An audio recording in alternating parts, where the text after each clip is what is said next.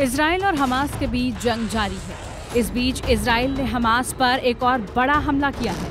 Israeli सेना ने उत्तरी गाजा पट्टी में जमीनी अभियान के साथ हवाई हमले भी बढ़ा दिए हैं। इजरायली सेना ने हमास पर एक बड़ा हमला करते हुए उसके 4 कमांडरों को ढेर कर दिया।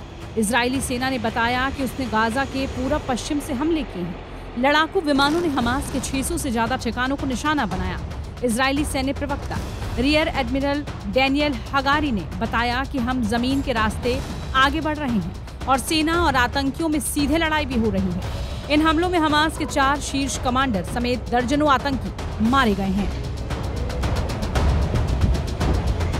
इजरायली सेना के मुताबिक हमास के सेंट्रल कैंप में हमास के नौसेना का प्रमुख जमील बाबा, हमास की एंटी टैंक इकाई का कमांडर मोहम्मद सफादी, इसी बटालियन का एक और कमांडर मुआमन हेगाजी और हमास के हथियार निर्माण मुख्यालय में वरिष्ठ कमांडर मोहम्मद अब्दुल्ला मारे गए हैं।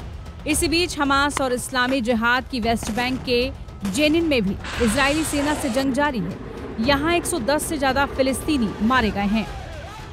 इस बीच इजरायली सेना ने गाजा में जमीनी सैन्य कार्रवाई के दौरान एक बंधक को छुड़ाने का दावा किया है। सेना ने कहा कि हमास के कब्जे से जिस बंधक को मुक्त कराया गया है वो सैनिक है।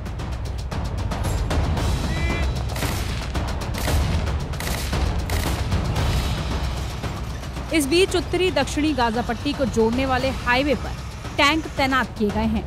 गाजा पर 2 तरफा हमले जारी हैं। एक तरफ से इजरायली सेना हवाई हमलों से गाजा को दहला रही है, तो दूसरी तरफ गाजा पर जमीनी हमले भी किए जा रहे हैं। इजरायली टैंक गाजा की सीमा में घुसकर टारगेटेड रेड कर रहे हैं। इजराइल लेबनान सीमा पर हिजबुल्लाह के ठिकानों पर भी हमले बोल रही है। इस हमले में हिजबुल्लाह के कई ठिकाने तबाह किए गए हैं। सीरिया में ईरान समर्थित आतंकी समूह के ठिकाने पर भी इजराइल ने बम बरसाए हैं।